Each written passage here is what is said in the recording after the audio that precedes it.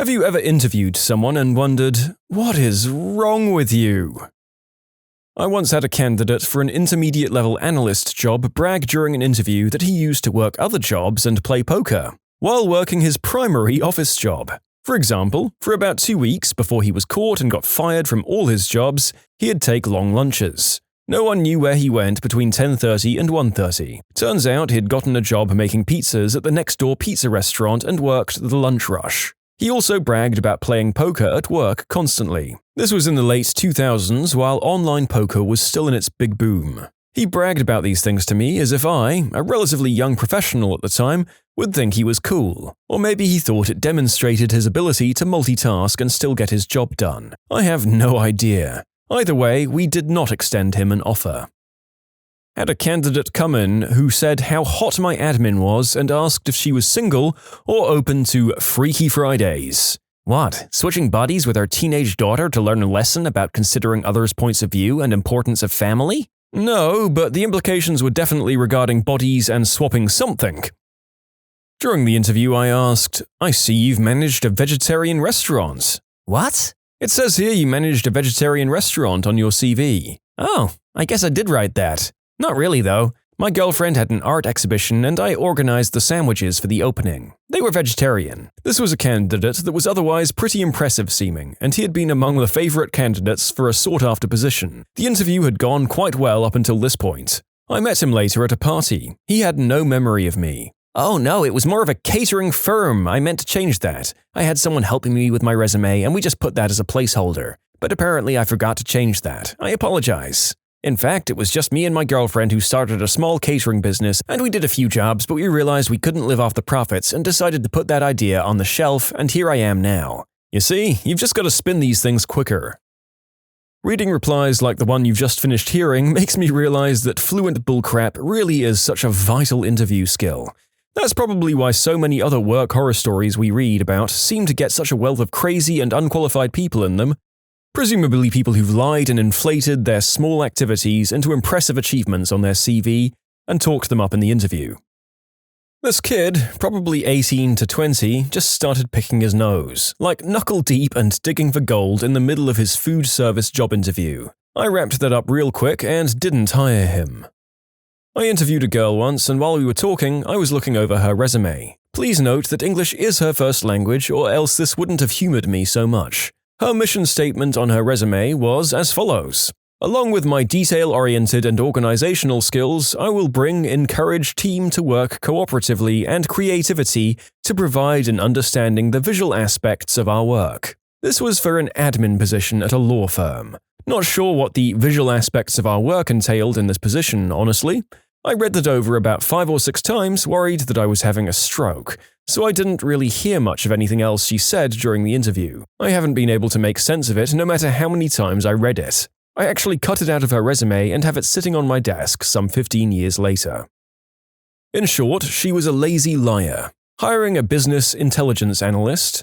There are a great variety of ways to get into this profession. I'm open to many of them. Frankly, if you have a good head on your shoulders and know even basic SQL, I can probably work with you, though lately I've had to get more picky as our projects have become more complex. This woman is mid-40s, boisterous personality, and seems like she'd be a good organizational fit. The problem is, she keeps lying, but only halfway. So, do you know SQL? Oh yes, I have years of experience with it. Great, so take a look at this code. This is the sort of thing we need to do. What's this? For some reason though, the most egregious lie that stands out in my head with her was when she commented. When I suggested she not take a particular route to the train station because it was dark and potentially unsafe. Also, I was headed to the same station and did not wish to commute with her. She said that she had a black belt and practiced martial arts for years. Oh cool, what discipline? I don't remember. For frick's sake. We had a shortlisted candidate come up for a campus interview. This usually includes a meeting with the dean, a long interview with the full hiring committee, a formal meeting with the department chair, dinner with the hiring committee, a formal job talk, a 1-hour academic lecture, teaching a simple undergrad course and meeting some students, as well as a campus tour. During the job talk, he kept flashing the pink satin liner of his suit jacket in the direction of one of our openly gay grad students. Everyone noticed. Later, he proceeded to get trashed during the meet and greet with the students at a local bar and confided all of the dirt about his current department and overshared the status of his rocky relationship with a grad student back in his home university, which was a big no-no even though it happens sometimes. The next morning sealed the big fat no. A grad student usually volunteers and is compensated to drive the candidate back to the airport. This person kept trying to persuade the openly gay grad student to drive him instead, even though another student, female, already had the task assigned to her. You know, this guy didn't get an offer.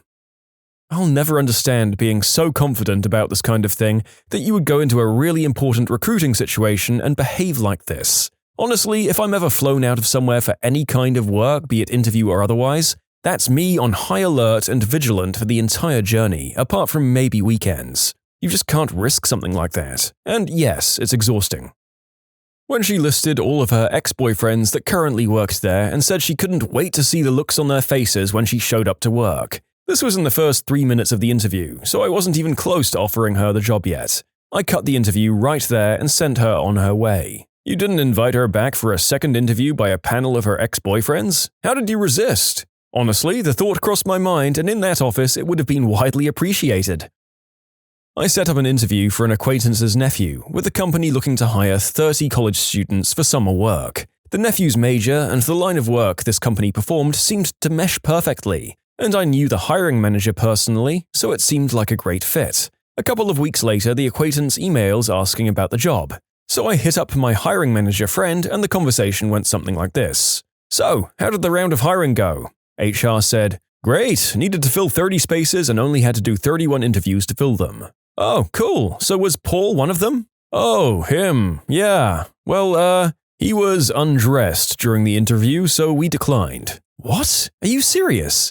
I find it hard to believe he'd show up to an interview undressed." "Well, it was a Skype interview, and when we brought up his video feed, he was lying in bed in the buck." Well, maybe he thought you couldn't see him? Maybe he thought it was an audio meeting?" "We told him we could see him, and he said, 'Sorry,' and then covered himself up with a sheet. We asked if he wanted to reschedule, and he said no, he was good. So, yeah, we decided to pass. Sorry, Paul." I've had 2 separate cases where people were so confident that they had the job that they botched the interview. On one of these, I wanted to tell the candidate to go out and come back again, because he was one of 2 very good choices and his arrogance put my team off. They thought the other candidate would be a better fit. I've learned this is really important. I beat out a woman for a position who had literally decades of experience on me because no one got along with her. All my coworkers went to our boss and asked her to please not hire the other woman because she's so hard to deal with, even in small doses. They couldn't imagine having her around every day for 8 hours, and our boss listened, I guess, because here I am. I was performing a video interview with a candidate. They were clearly in a large bedroom with most of it visible in the background, but it was clean so I didn't mind. In the back right corner was a closed door. About 7 minutes into the interview, I see the door open slightly and some guy poke his head in, see that his roommate or girlfriend was in an interview, and then close the door. Not a big deal, it happens. I asked my next question and let the candidate respond. But then about 30 seconds later, I see the door slowly open again, only this time the guy comes crawling out of the bottom. He continues to crawl across the floor, making his way to the opposite side of the room. I assume he thought he was out of the camera's field of view, but he was clearly visible. He gets to the far end of the room and turns to fiddle with something, butt in the air facing the camera. Finally, he finishes with whatever he was doing and makes his way back and out of the door. I know I should have stopped the candidate and had her deal with the guy, but it was so funny to watch that I had to let it play out. I could barely contain my laughter, and after the interview finished, I lost it. She got the job though, and from what I remember, she was a great employee. Eventually, we did bring it up in the break room. She confessed that she knew what was happening, and she could see the guy on her camera. She was so mortified and embarrassed, but wasn't sure how to react in the moment, so she just ignored it and answered the question. I told her it was one of the most hilarious things I'd seen in an interview. You can submit your own stories to be featured here on the channel. The story submission link is in the description below. And if you want to listen to some vibey music in the background, check out easymode, also linked below, and subscribe. Hiring for a customer support role. Explained to the candidate on pre-interview email how she'd need to sign in at our reception kiosk and register herself, get a name tag sorted, and then the hiring manager, me, would be informed and would come out to the lobby to get her. 15 minutes before interview time, I hear a god almighty jangly noise and see a woman repeatedly trying to open the locked door, and at one point uses her hands to beat the door and wave at people inside, and find out she's the candidate we're meant to interview and she never read the instructions. She lost out on the role there and then, but we still met her for about 10 minutes. We interviewed 3 other people that day and none had problems with interview etiquette. The strangest ever was a man telling us all about his mum's Alzheimer's, talking crap about our company, and getting upset we didn't offer him the position on the spot. It was a wild ride beginning to end. I had someone show up in Daisy Dukes and cowboy boots for an office job at a 4-star hotel. The narrator has now looked up what Daisy Dukes are, and yes, I can now understand that showing up to a fancy hotel interview in a tied-up crop top and denim short shorts may not in fact have been what the establishment was looking for. The people at my last teaching job interview said more or less the same thing, funnily enough.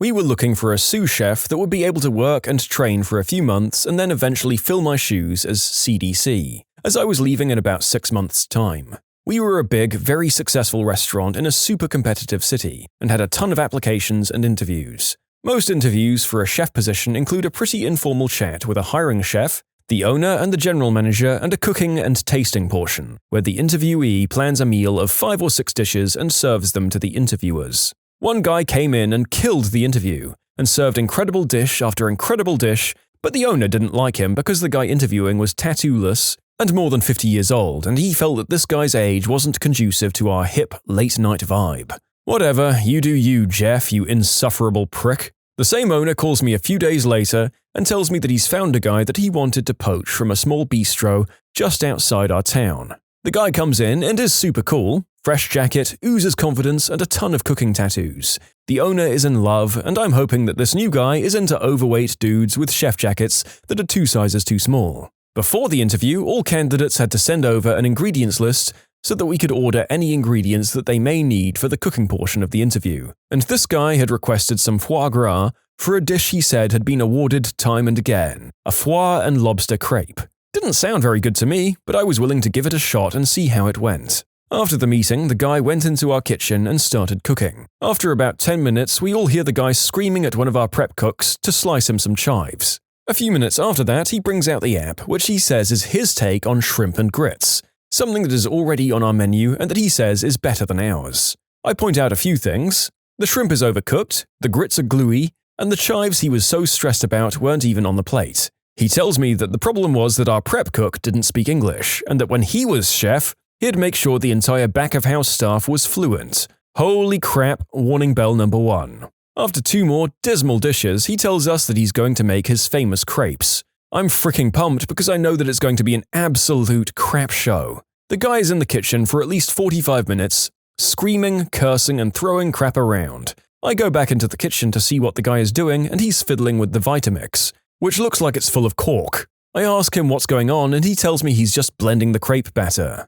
I point out that crepe batter usually doesn't have the consistency of modeling clay, and he pretty much tells me to F off, and that this dish has won awards. I look over at his phone, which is out on the table, and see that there is a recipe from allrecipes.com for crepes pulled up. So not only does this guy not know how to make his signature dish, but he can't even follow a simple fricking recipe. He brings his dish out, and it's a fricking mess. Burned foie, rubbery lobster, broken bayonnaise. The concept sucked, but the execution was somehow even worse. The crepe itself, though, was a culinary abomination. It was as if someone had given a lump of grey Play-Doh a pap smear. I straight up told him this was one of the worst things I'd seen produced in a kitchen, and he pushed back, saying that it would have been great if my staff had given him the support he needed. Despite my protests, we actually hired this guy. The owner thought that he was cool and projected the kind of image we needed. He lasted about a month before I threw his butt out of my kitchen, which the owner never forgave me for. I called the old guy that killed the interview and offered him the job, and he essentially told me to get bent,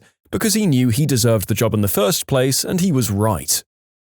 To start the interview, I asked him to tell us, 3 people, a little bit about himself. 35 minutes later, he stopped talking. Usually people answer this question in 1 to 5 minutes. It was incredibly awkward, and I was tempted to interrupt him, but then truly wanted to see how long he'd go on.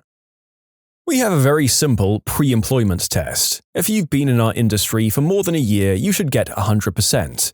Sometimes we even give it as a take-home test. We had one guy that took his test home and had it for over a week. He brought it to the formal interview and got 90% of the questions wrong, even though according to his resume he was an all-star and knew everything. He had an excuse for every wrong answer to even the most widely known questions in our industry. It would be the equivalent of saying you'd been laying sod for 20 years and then put the green side down. He didn't get the job.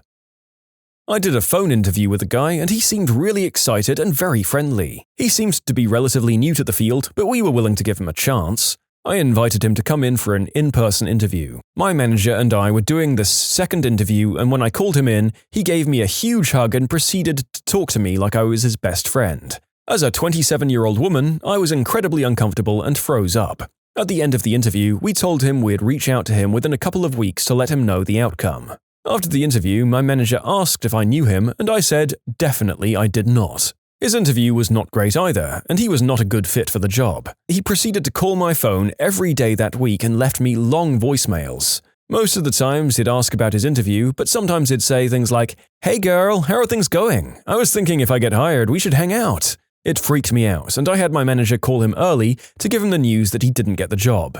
The calls didn't stop, and I just kept deleting his voicemails without listening. My manager and I were so disturbed by his persistence that we went to HR for help, and they must have done something because the calls stopped after that.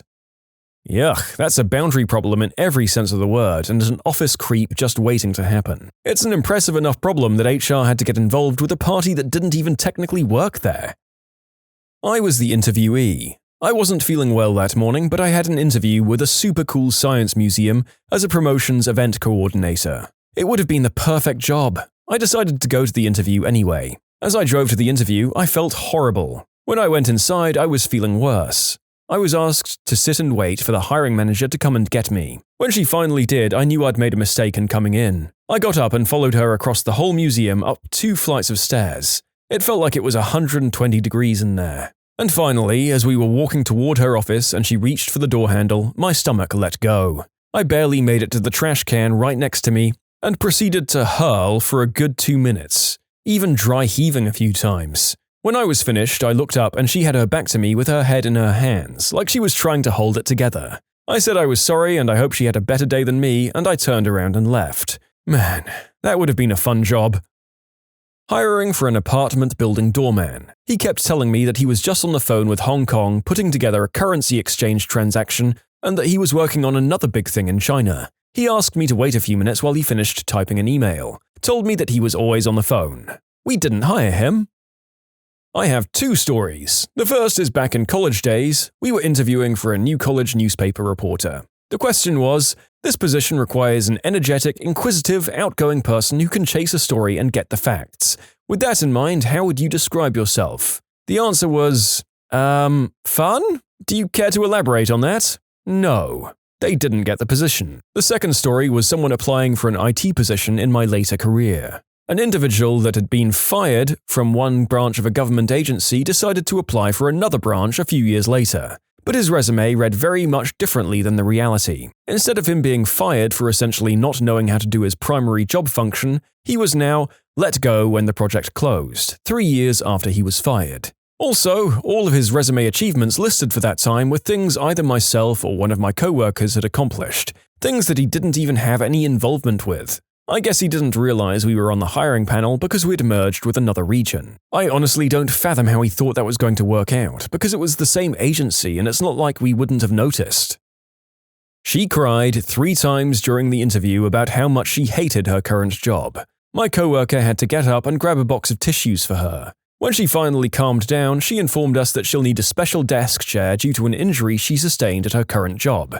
And yes, she did have a workers' compensation court case against said job, and she hoped to win big. No one had said anything about hiring her, she just made an assumption that she got the job, I guess. The icing on the cake was that she was interviewing for a workers' compensation job at a firm where we only represent employers, never injured people. While that doesn't influence hiring decisions, talking at length about her current case against her boss was a weird thing to bring up. That and crying. I'm pretty well acquainted with employment and comp law. She didn't get turned down because she had a comp case. Crying 3 times, believe it or not, did the trick of taking her off the callback list. I felt really bad for her, but dude, you can't do that in an interview. I hire student university workers. One of my questions is, tell me about a time at work where you made a mistake and how you fixed it. This kid had no prior work experience, so I modified the question to remove the at work part. I thought he'd tell me about messing up at school or at home. Nope. He told me about the time where he'd ripped his pants in gym class in the 4th grade. He didn't tell me how he fixed the situation either, so I'm assuming his pants are ripped to this day. This kid was a goldmine of what not to do in an interview, to be honest. He didn't get the job. When you subscribe, make sure to hit the bell to turn on notifications. Put the playlist on in the background to finish listening to all the stories, or if you want some vibey music to put on in the background, check out easymode. If you like Am I the Genius, give Am I the Jerk a shot. Everything linked in the description.